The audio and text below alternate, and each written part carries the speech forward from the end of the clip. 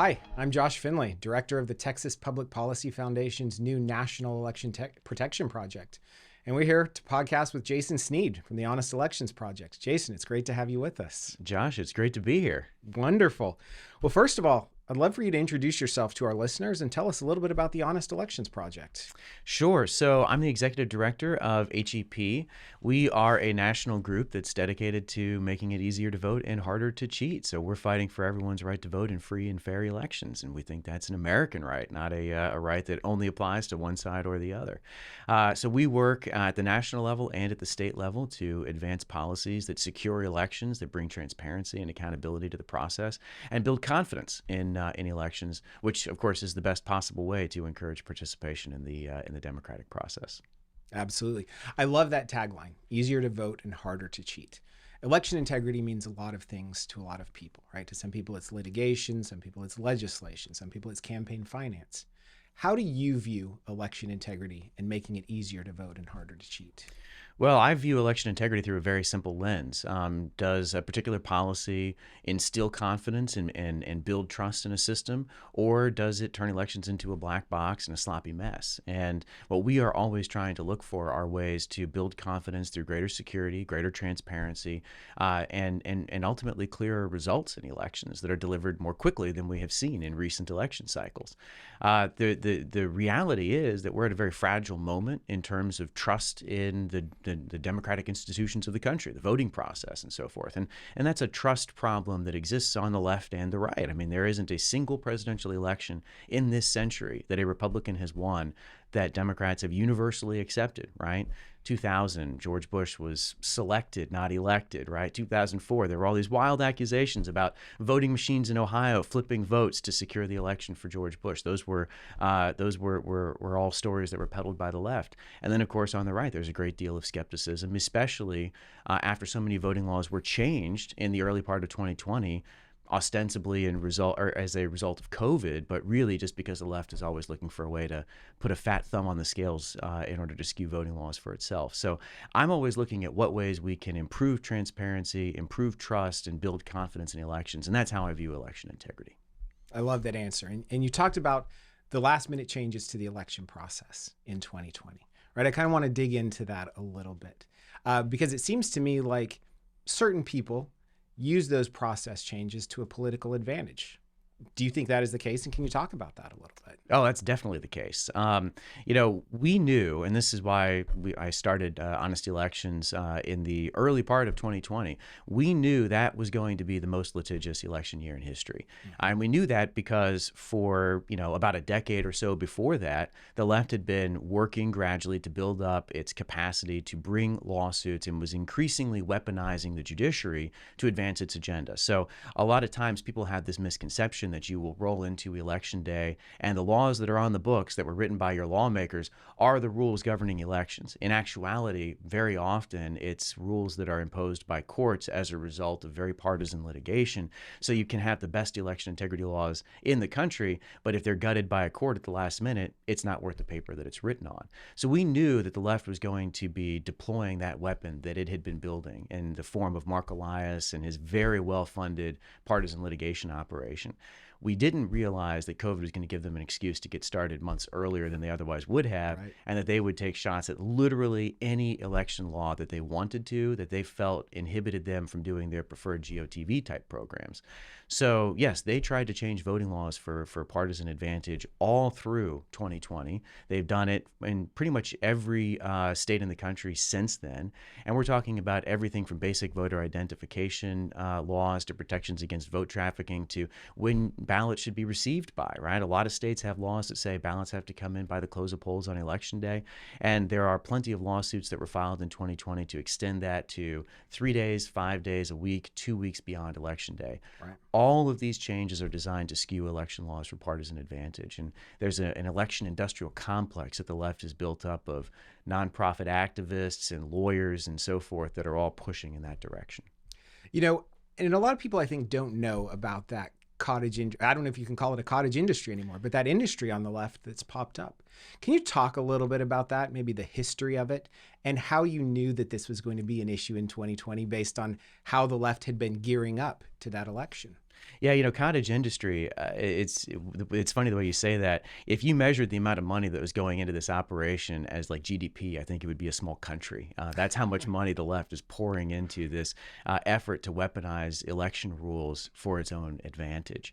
And to give some sense of that perspective here, what kind of numbers are we talking about? Mark Elias is the leading lawyer on the left. He has access to virtually unlimited sums of money because his operation, Democracy Docket, his operation is funded as part of a network of left-wing dark money managed by Arabella Advisors. And this is a hub that controls, on any given year, somewhere between $1 and $2 billion to fund left-wing operations all across the board. So this isn't just elections, but literally any political fight that we are having, they have a finger or two or 10 in, and they have literally billions of dollars on the table to spend. So he can tap into an unlimited amount of money to try to change voting laws through the court process, and he can file lawsuits the way that you and I would file a press release. That's the scale that we're talking about here.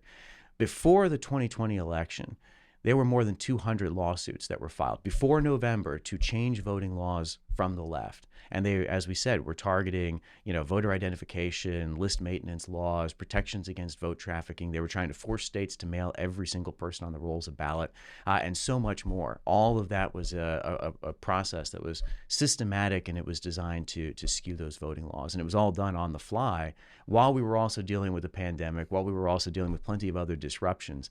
And all of that was done for partisan advantage. You asked how we knew that was going to happen. Before anyone gets any ideas, I didn't know COVID was going to happen, but we did have a pretty strong indication that this operation, this litigation engine that Mark Elias and others had been building up for the last few years, was absolutely going to be deployed in 2020 because they had been using it for so long before the election, and each cycle was getting more litigious. More lawsuits were getting filed. There were more attempts pre and post-election from the left to try to change voting laws and procedures or to challenge the results of elections. We knew that 2020 was an all-hands-on-deck moment for the left, and they were absolutely going to take this, Death Star that they had created, and they were going to try to use it. COVID gave them a pretext to go after any law and to do it in March and April of 2020, and then just keep doing it instead of waiting until a little later in the year. Perfect. Can you give us a couple of examples of process changes, either through lawsuits or, the Secretary of State making a change or something like that, that gave a partisan advantage to the left? Well, during the 2020 election, we actually saw this unusual thing happen where people sort of started to self-sort in not just in terms of who they voted for, but how they voted, right? The act of voting. And the left figured out that there were a lot more people on its side that wanted to vote by mail. So they started challenging rules that they thought were basically inhibiting them from being able to bring in every possible vote, right? So they went after, in a bunch of places, deadlines for ballots to come in by election day. They tried to extend those, and they got some, positive rulings in Pennsylvania, for instance, which extended the ballot receipt deadline after election day so ballots could trickle in. In Minnesota, we saw a very collusive settlement that was reached between Mark Elias and the Democratic Secretary of State to change ballot procedures and to extend the ballot receipt deadline. HEP actually backed a lawsuit that went up to the Eighth Circuit and challenged that consent agreement that was reached between Elias and the Minnesota Secretary of State. We had a very strong ruling that indicated that it's legislatures, not Right. bureaucrats, not the courts that are supposed to be writing our election laws, and we have to honor the laws that are on the books. It was a very, very compelling ruling. But we saw some of those types of process changes. You saw some states decide under the threat of litigation that they were going to send everyone a mail ballot, right? So they essentially became all mail election states as a result of election litigation. And so now you can imagine you've got voter rolls that are bloated and inaccurate. Ballots are going out to every single person on those rolls, many of whom may be dead, many of whom may no longer live in that state or be qualified and eligible to vote in that state, but ballots are going out all the same. And then you're changing the rules around voter identification standards as well. So there were some states that had witness requirements that were stripped out as a result of litigation. So you're watching this gradual weakening of the security of the mail voting process. And then, of course, mail ballots can come in, a week or 2 weeks in some places after Election Day. So it's a very, it's a systemic kind of program that we saw where they looked and said, here's what we want an election system to look like, and we're going to use the courts to accomplish this, and we're going to do it all again under the guise of COVID. So, Jason, you bring up a really good point talking about these changes, because it wasn't just that they made changes to loosen laws. It was, in my mind, it was that they made those changes without corresponding increases in transparency and security. So, for example, I was in Bucks County for the municipal election a couple of months ago, and I was talking to people about issues from 2020, and they said, in that county, they went from having, tens of thousands of mail-in votes to hundreds of thousands of mail-in votes because of some rules that Pennsylvania passed just prior to COVID. So when they described the elections office, they were describing just stacks of ballots everywhere without security around those ballots, without a proper way to track chain of custody on those ballots and things like that. So it seems to me like the left kind of decides that they want chaos in our elections sometimes, because if they were really looking for a secure process, they would change the process, but also increase transparency and security. Has that gotten better since 2020? Or what did you see in 2022?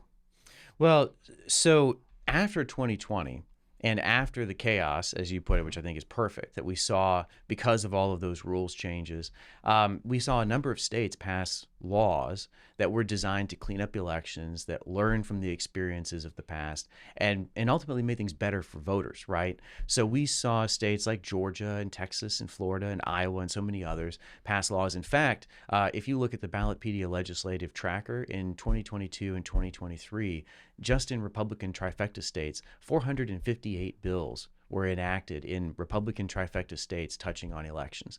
So there has been a concerted burst of enthusiasm and initiative in Republican states, in red states, to improve the election process and try to prevent chaos from happening again. But the left is not giving up. We have to understand that. The left is doubling down, if anything else. They're always looking for ways to expand the margin of litigation. So they're trying to make the election system as muddy as possible, because if it's muddier, then that means that it's a lot easier for you to sue after an election to try to change the results. And let's not beat around the bush. That is what Mark Elias loves to do. If he has an opportunity to change the outcome of an election, he will take it, even if that means doing something as crazy as going to the Democratic-controlled U.S. House of Representatives and just saying refuse to seat the Republicans and seat the Democrat instead. So he will play that card, and a lot of the things that we see in terms of dialing down, leveling down on security, leveling down on transparency, it really is about making the system a little bit messier, a little bit more chaotic, and then hopefully the left, from their perspective, will take advantage of that chaos for their own purposes. Well, I think that's exactly right. So let's try to look forward a little bit here. What can we expect in 2024 from the left? Yeah. If this is their playbook, and as you said, the fight's not over, right? In fact, the fight might even increase this election cycle. Oh, I think the fight will, and I think it'll increase after this too. And that's maybe something we can come back to in a second. But I think that you're going to see I think that you're going to see a lot of litigation between now and November, and I think that you're going to see a lot of voting laws again, try to get changed through the courts. We've already seen some stuff where Kansas has some very reasonable laws dealing with absentee ballot security and protections against vote trafficking. Those are being challenged. Signature requirements are being challenged. So the idea is now you would have mail ballots going out to individuals with absolutely no identification requirements whatsoever on those ballots. And partisan activists can go around door to door collecting votes from people. That is an excuse for fraud. That is a huge opening for voter intimidation, coercion, and disenfranchisement. That's why those laws exist, but the left is going after them. So I think that you're going to see more lawsuits that are about changing the process in order to boost the preferred left-wing GOTV operations. And that's kind of the nice, polite way of saying that. I also think that you're going to see kind of a PR blitz, right? Everything is going to be about democracy is on the line. And if you don't vote the way that the left wants, then you are anti-democracy itself, right? And that's something that we've seen for the last 3 years, really, Right. with H.R. 1 and the attempt at a federal takeover of elections. The argument was constantly put forward. This is the only way to save democracy. If you don't back everything that the left likes, then you are, a front man for fascism, or whatever the particular phrase might be. I think we're going to see a lot of that. And I think that we're going to see a lot of attacks leveled against states that are looking at positive reforms this year.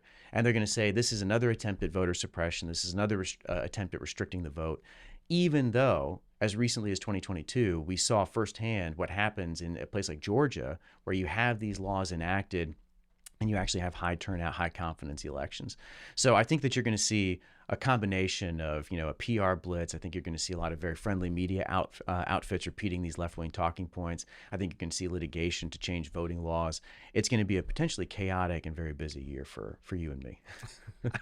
I think so. I think we can count on that.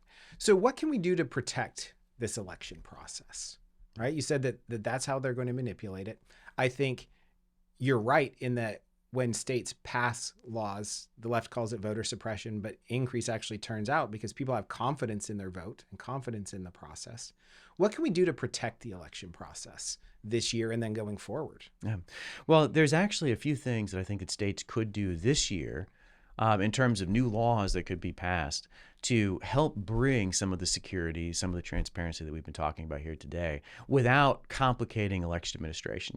This is something that you and I have talked about before.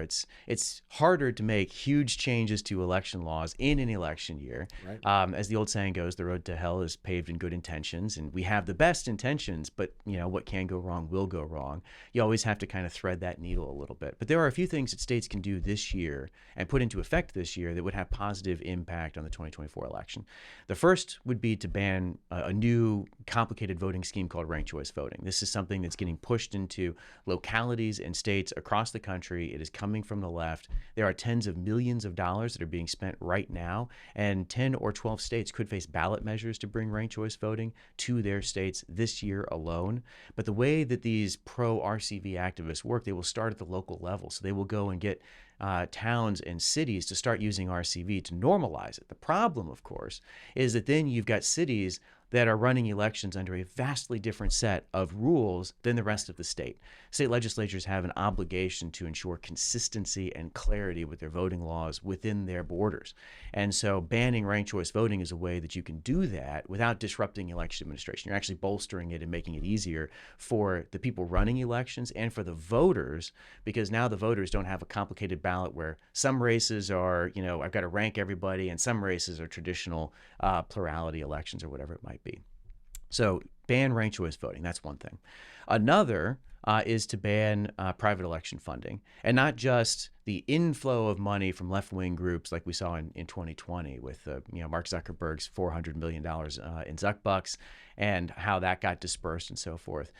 Now we've got this new program that the same group that ran Zuckbucks in 2020 is running right now, called the U.S. Alliance for Election Excellence. That's active in numerous states, and they have set this up as a membership program. So they will recruit election offices to join a program that is run by left-wing groups like the Center for Tech and Civic Life and others. They will have these offices pay money as membership fees to join this program. Then those fees get converted into credits that can be used to purchase services exclusively from that network of left-wing organizations. So they target local offices, they surround them, they gather data from them, they develop plans to reshape the way that these offices function from the inside out, and then they use them as the hubs of a new kind of hub and spoke network to push alliance politics, which are all, left-wing politics, of course, into election administration in whole states and whole regions. That's the game plan there, and we call this Zuckbucks 2.0. And it's designed from the jump to get around all the laws that states have been passing to shut down Zuckbucks 1.0. So we've been talking a lot about ways that the left is going to try to manipulate election laws and whatnot. Well, we always have to understand that the left is like water trying to get through a dam, right? You can plug one hole, but they will find another. So we always have to be thinking, what's the 2.0, 3.0, 4.0 version going to be? They've already pivoted from their 2020 Zuckbuck scheme. Now we need new laws to protect against the infusion of left-wing politics and the weaponization of the election administration system itself. And the third thing I think that people could do is to bring process audits. This is a simple piece of legislation that can be enacted this year, that can be set up this year to ensure that after we vote in primaries and in the general in November, that election jurisdictions in a state are being process audited, which isn't about confirming winners. It's about making sure that the laws and procedures were actually being followed. And that was something that we saw in 2020, where election officials oftentimes deliberately ignored or flouted state laws. We saw this in Texas with an attempt to juice mail-in voting by just telling people to claim to be disabled, which is not what the state law is supposed to allow. So we need those process audits in place so that we can have that transparency piece of this and the accountability piece as well. I love that. I want to unpack a couple of things that you said there. Going back to the Zuckbucks, why does that matter? Right? Because if you describe it in the right way, you're talking about adding resources to an election process, right? But why does prohibiting Zuckbucks matter? Or why does stopping that third-party funding of our elections matter? Well, because election administration is supposed to be neutral, it's supposed to be nonpartisan, and it's supposed to be accountable to the voters, right? When you bring in private election dollars, you are making those offices, at the very least, divide their loyalties between the taxpayers and the public that they serve and the millionaires and the billionaires and the special interests that are giving them sometimes millions of dollars in grant funding, right? So with the Alliance, we actually saw as they were recruiting offices, Greenwich, Connecticut, one of the wealthiest communities in the country, was targeted supposedly because, they needed additional resources. Although we've done public records requests and we saw the officials in Greenwich actually send emails back to the Alliance saying, we're actually really well funded, thanks. They still got a huge grant that was equivalent to their entire annual budget, right? So the Alliance is pushing money into some of these offices, and that's creating a potential conflict of interest. In Michigan, Ottawa County was targeted by the Alliance as well, ended up withdrawing, and the head of their office put out a very powerful letter where he said, look, we're talking about taking grants from people that we don't know who they are. They could have vested interest in the outcome of the elections that they are now helping to pay for and helping to administer through this grant training coaching program that the Alliance for Election Excellence is. So this is a huge problem, and it's corrosive to public trust, especially when the program is being run by groups that feigned nonpartisanship but are all plugged into the left-wing election industrial complex, right? They're all funded by the left. They are run by people who have deep ties to Democratic Party politics.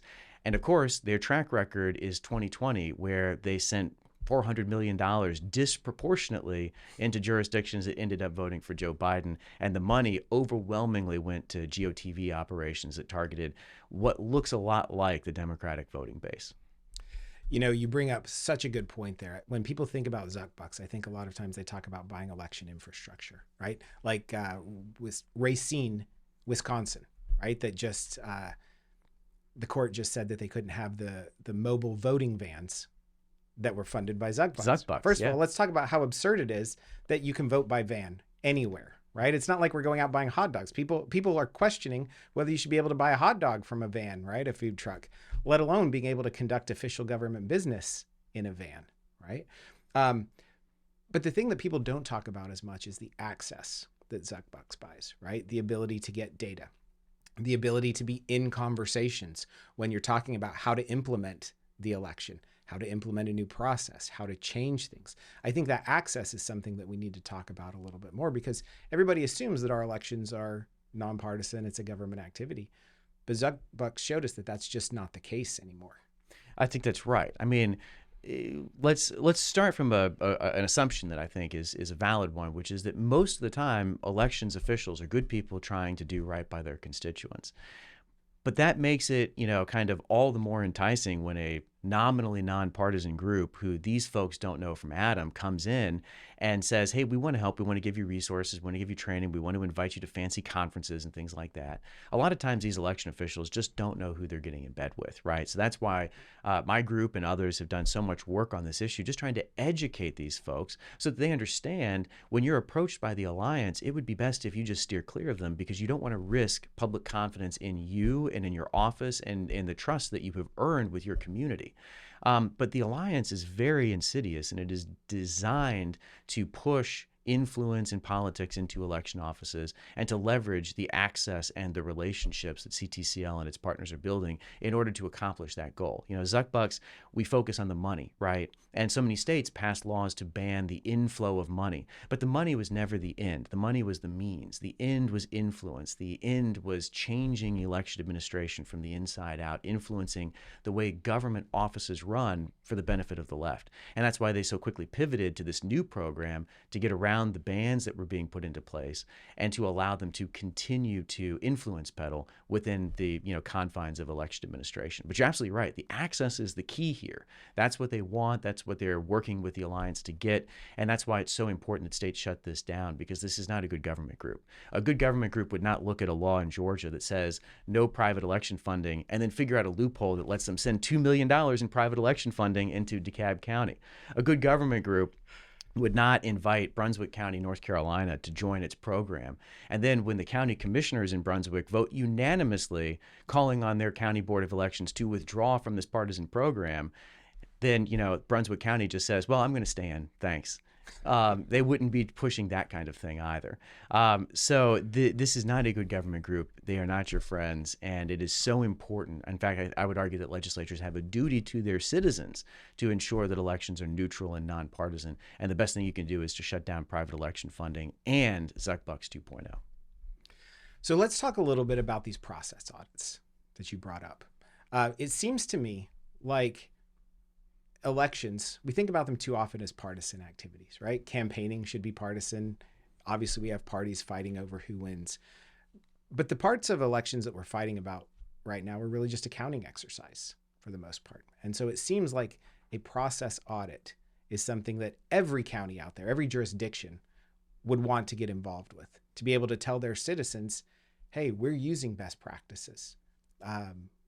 Look at our models. We're transparent. You can see what we're doing. Why are these process audits so important?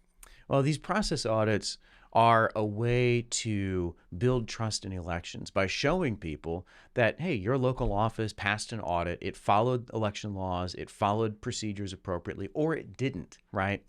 And look, a lot of times when mistakes are made, that's all they are. They're mistakes. They are errors. People are human and fallible, right? Most of the time, it's not nefarious. Sometimes it is, and there's absolutely accountability whether an error is made or it's deliberate, right? But process audits are a way for us to kind of see into election offices and help show the public what is actually going on. And most of the time, you're going to find out that a law was actually adhered to, that the process worked pretty well. And when there are issues that are identified, then we can use those to inform another round of election reforms that will, take the slack out of the system even more, right? But this is about instilling confidence in the system. Now, a lot of times there's an instinctive reaction on the part of government officials, no matter what, your particular bureaucracy might be. It's not just election officials, to say, I want to kind of protect myself from the public. The public will be angry. They might take something out of context. So we're going to go the opposite direction of transparency. We're going to go for opacity. But sunshine is the best disinfectant. It's also the best way to show people you've got nothing to hide. And it's a great way to build trust in the system, to let people see the inner workings of your office. So I'm always very pro-transparency. Process audits are a way of making sure that we can actually see what's going on in election offices. I used to have a statement up on a board in one of my offices. You can find a conspiracy anywhere if you don't understand how things work. I think that's the key to process audits, right? Even better if we can do them before the election, but show people what we're doing, how we're counting your votes, and why this should work. So Jason, we're about out of time here. What do we have to look forward to post-2024? I know a lot of people, they put a deadline on politics. It's the next presidential election. But the fight for election integrity is not going to end at 2024. That's a feeling I've got. What do we need to look forward to in the future? Well, I think that we need to understand that the left is in this to win it. They want to accomplish generational change, and that's the timetable that they're thinking on. So they're not just thinking about winning the next presidential election or the next midterm. They're thinking about how do we push politics to the left, and how do we make sure that in 20 years, America is a left of center country at best, right? They would be happy to go further if they could. So we as conservatives need to understand that the deadline, no matter what happens in November, the deadline for this fight is not November of 2024. Let's assume for a second that conservatives do very well and do very well on election night in November. My great fear is that then people think the election integrity fight is over. And what keeps me up at night most is thinking 10 years down the road, when we're dealing with constitutional amendments to enfranchise felons and non-citizens and 16-year-olds to vote, which is all happening right now in pockets of the country, when that becomes a national movement, and the right has spent the last 10 years, from our perspective right here, right now, the next 10 years, sitting that fight out while the left continues to gear up for more and more election changes. We always have to be on duty, ready to work to promote election integrity and to ensure that we have elections that we can have confidence in. So I think that looking forward, we're going to continue to see pushes for things like ranked choice voting. We're going to continue to look at new rounds of private election funding, like Buck 3.0 and 4.0 will be absolutely waiting around the corner. New runs at voter identification laws, making it harder to clean up voter rolls, enfranchising non-citizens, lowering the voting age. All of these things are priorities of the left. And then, of course, the big one, which we always have to be cognizant of, from here on out, we are only one election away from the left having the political power in Washington to blow up the Senate filibuster and pass a federal election takeover. And without the filibuster, pack the Supreme Court, add a few more states.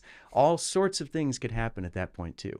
So we always have to be mindful of the importance of election integrity. And we have to start thinking generationally as well. We need our grassroots. We need conservative donors. We need the activist community. We need the think tanks, everyone to understand this is a major issue, and it's worth investing our resources in for the long haul fight. It's not a sprint. It's a marathon. But the good news is it's a fight that conservatives can win. And I always tout this fact. We do a lot of polling.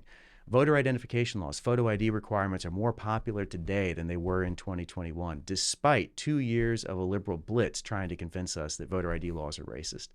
We have, as conservatives, the common sense solutions to the problems of elections, and they're the solutions that Americans across the board, left and right, actually want to see. So we can win this fight. We just have to make sure that we're committed to the long haul. And if we are, then I think that we'll be in a much better position 10 years from now than we certainly were in 2020. Well, that strategic vision is so important, right? Having that long-term vision. We saw the Democrats capitalize on that before 2020. We need to make sure that that doesn't happen again. And we're thankful for you and groups like yours for having that long-term vision. Jason, any final thoughts before we wrap up here? What do the people need to do to protect our elections in 2024? Well, I think that the number one thing is to vote. Make sure that you turn out and that you vote and you make your voice heard. That's going to be the number one most important thing I think that any American can do this year. But stay educated on this. Make sure that you're engaged. Go be a poll worker if you have the opportunity to do that. We always need good people working the polls and making sure that we have a smooth and well-run election system. But stay engaged and talk to your neighbors about things that are coming down the pike for us. Ranked choice voting, Zuck Bucks, and so much more. There's a lot to do, but I think that people have a great deal that they can do to improve election integrity. Thank you for that message of hope. Let's end on a note of confidence for the people. No. Jason Snead with the Honest Elections Project, thank you for joining us. I'm Josh Findlay with the Texas Public Policy Foundation's National Election Protection Project. Thank you, and have a good afternoon.